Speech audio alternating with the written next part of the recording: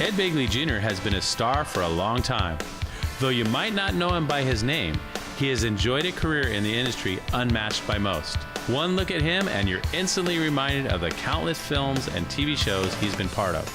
His current role as Al Chadwick on the hit HBO show Family Tree, which is also directed by his longtime friend and colleague, Christopher Guest, has struck a chord with audiences of all types. Yeah, couldn't talk or they didn't want him to talk.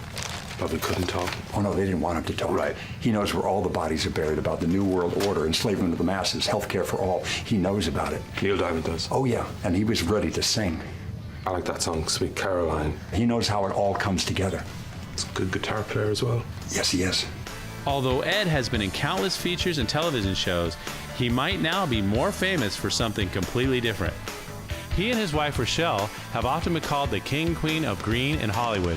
His ideas are simple: be the best human you can while on this earth, taking advantage of public transportation, green energy, recycled water, and more to reduce your personal carbon footprint. He's even got a show called On Begley Street, which will air on PBS and will focus on the building of his new, fully LEED certified home just minutes from his current address. The show is about building the greenest home in America. It's about building the greenest home in America.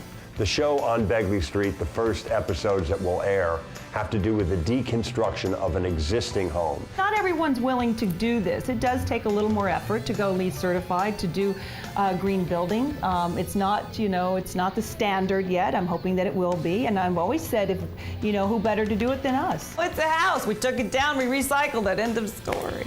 Well, today, everybody, we're here in Studio City, and we're here to meet Ed Begley Jr. at his home. And there's Ed. Hey, Ed. Patrick, welcome. Welcome to me. Yeah, I want you to touch the fence on the way in. This is a recycled plastic fence made out of old milk jugs, believe it or not. And it looks like real wood. I didn't even know that till I touched it. You never have to paint it again. You never have to worry about termites or water damage. It's the same fence all the way around the front and the backyard. Same thing, tall, solid fence like this made out of recycled plastic. Come on in. Gotta love it. Smells good right when I walk in. Lots of rosemary right here, lots of herbs. Hey, and here's this little guy right here. There's a recycled dog. We got him from a rescue. Yeah. And notice, there's no lawn here. We took out all the lawn, put in drought-tolerant plants. Then in the midst of it, we have all these fruit trees, little tiny fruit trees, semi-dwarf and dwarf fruit trees and some big fruit trees. So I get a lot of food from my rainwater. I'm using a lot of rainwater to irrigate this too. This is amazing. So it's a whole synergistic plan you got going on here. It is. A lot of permaculture here. Come on in. Gotta love it. Let's check out the house. This should be amazing. Come on in, Patrick, and notice how quiet it is inside the house, It's not just good for your energy bills to keep them low, but it's nice and peaceful and quiet. You don't hear the hum or feel that at all. Double pane windows, recycled denim up in the attic. I blew cellulose into all the exterior walls, energy-saving thermostat, weather stripping, lots of stuff, medium ticket and low-hanging fruit, cheap items too, that made it very easy and cost-effective to live here. Anybody could do this. Anybody. Light bulbs. Come over here and look at the light bulbs. Here's a good way to go if you want to save money very quickly. You take out that old incandescent bulb, you put one of these compact fluorescent bulbs, and it has the same amount of light that you're going to get from a 60 watt. It's behind a light shade, so who cares, right? Absolutely. Yeah, the white That's my house too. I've done the same thing. It's great. No difference. Everywhere. Come on with me. Come into the kitchen, see some of the stuff we got here. Hub of the house, right, Ed? That's right. This is where it all happens. What do you think about the lighting in here? It's amazing. I mean, what is that? That's a skylight on steroids. It's called a solar tube. It has a Fresnel lens that focuses it, and most importantly, if you don't have light here above where you need it, you can get it from over there for a sunny part of your roof. It could be shady right above this kitchen, and it is. You get it from over there and run it through these solar tubes to the area where you need it. Yeah, this is like a bright, intense light. Yeah, it's a good light, good to work. Zero electricity. Exactly. You put it in, you're done. Love it. Look at these countertops. They're beautiful, actually. Yeah, they're beautiful looking, and they're made from recycled Coke bottles. All the appliances, highest Energy Star rating you can get, all this good Whirlpool stuff that really has high Energy Star ratings, Maytag Neptune washer and dryer, a Kenmore, believe it or not, refrigerator that I got 15 years ago that has an incredible low amount of wattage that it uses and keeps everything cool and wonderful. Yeah, we had an energy evaluation at my place, and they were like, "Did you do this on purpose?" I go, "Yeah." They said, "This is one of the most efficient houses that we've seen." So it can be done. And it wasn't any more expensive. No, anybody wants to get solar, I said, let's do home energy audit. They say, I want to talk about solar. I said, after you get a home energy That's audit. what we did first. For every dollar you spend on energy efficiency, you save $5 on the cost of your solar. Absolutely. So it's money well spent. And it helps the environment. Yeah, let's go outside. You got it. There's a lot to see out in the backyard.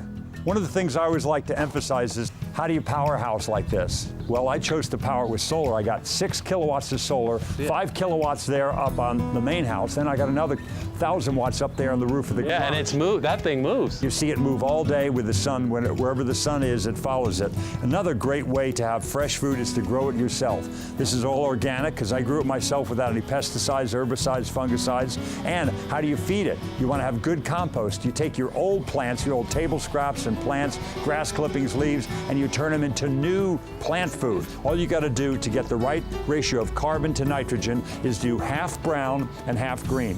Brown is brown leaves, brown grass, brown sawdust. Green is green leaves, green grass, green table scraps. Okay. So those things you mix 50-50 brown to green, keep it moist but not soaking wet, and you wind up with this. This is old table scraps. Oh my gosh, that's beautiful. That was food. It smells like what you buy, that really expensive topsoil you buy. And I make it right here. Yeah. And I have 3 different compost bins, so there's always something that's ready to go. You spin this thing around, and it takes old table scraps and turns it into new food.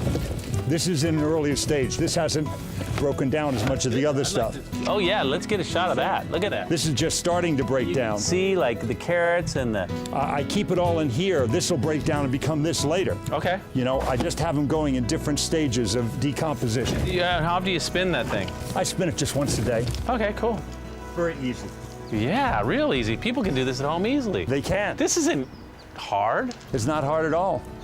I got another good way to save energy and to eliminate that gym membership, my bicycle. Let's check that out. This is your exercise, huh? Part of it. This is part of it. I quit my gym membership so I could just get around. The world is my gym now. This is the most energy efficient form of ground transportation man has ever invented, the bicycle.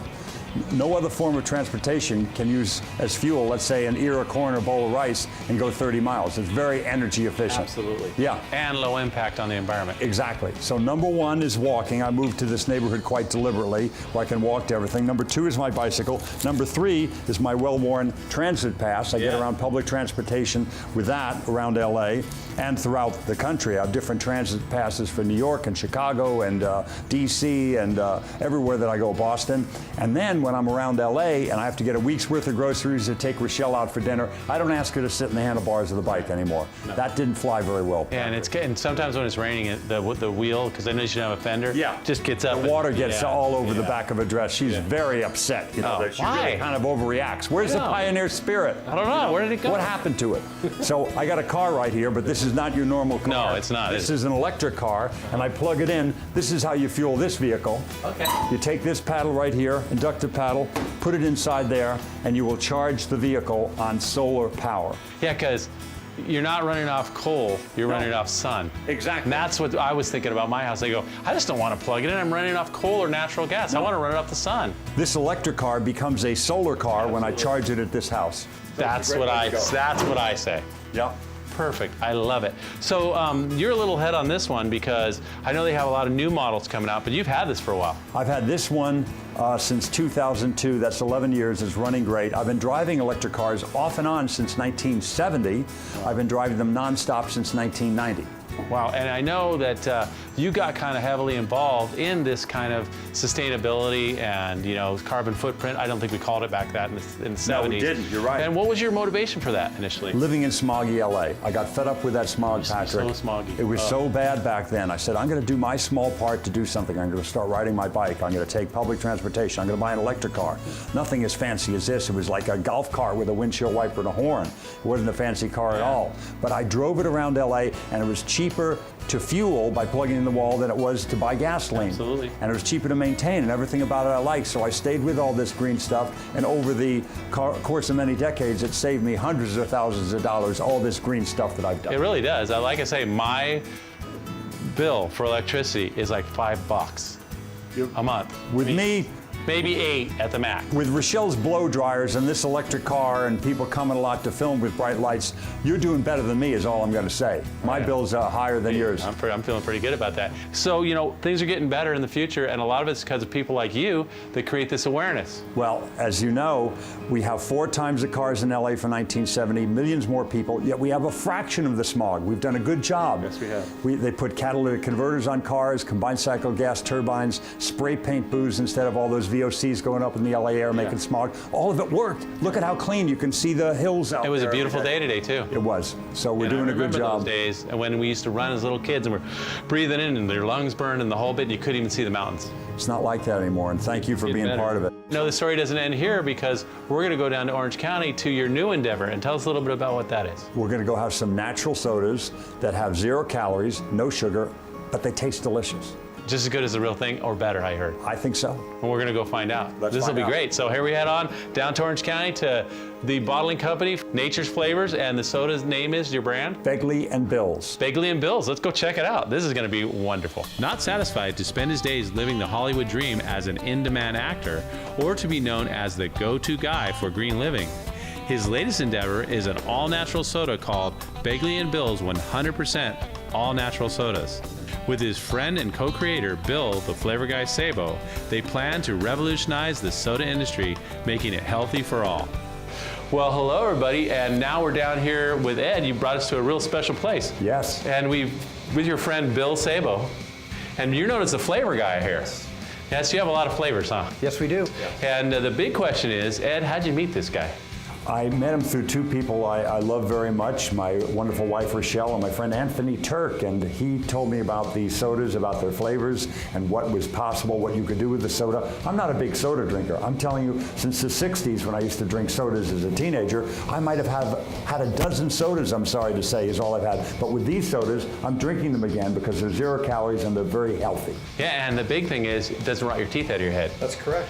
Now, I know this is kind of an unfortunate circumstance, but you used to be a big soda drinker. Yes. And you had some health problems because of it. Yeah, I used to drink a 6-pack of soda per day, and I did it over 20 years, consuming a lot of sugar. And it wasn't just sodas, but primarily that was the main source of sugar. And after I had a heart attack, and I learned that it was probably because of the sugars, I set out to create a soda pop that tasted good, but didn't have all those calories, all that sugar. Yeah, and you were already involved in making different types of flavors, correct? Correct. Yep. But one of the goals was, too, is to eliminate the sugar. And how did you do it and make it taste good? What's the secret? I mean, don't tell us all the secrets, obviously. But Yeah, well, I mean, it took a heart attack to make me sit down and use that knowledge that I had to make a soda pop that didn't have a sweetener with aftertaste. Okay. And still have a good tasting, so still be pleasurable, but without those calories. well, you know, a lot of those sweeteners are even worse for you than sugar, as we know. Saccharin, the classic one from Yeah. when I was very young. Oh, no sugar. You don't want that bad sugar. Have saccharin, which is a cancer-causing chemical. time. Very bad stuff. So that's another reason I stopped drinking sodas. The alternative, the supposed better than sugar stuff, was worse. They all tasted bad, even the supposedly natural ones of recent years, until he came along with his soda with 0 calories, 0 sugar, and great taste. Yeah, and the thing is, this sweetener that you use actually helps prevent dental. Yeah, this decay. sweetener actually kills the bacteria that causes dental decay. Wow. Absolutely amazing. This is bonus upon bonus upon bonus upon bonus. And it's the first natural sweetener that doesn't have an aftertaste. Wow. No negative effects. That's amazing. You got to be excited about this, Ed. I'm very excited. You know, it's something that I think will help a lot of people. A lot of people that like to drink soda can drink something now without any guilt, any bad health effects. So it's going to be a very good thing. I think a lot of people will embrace it.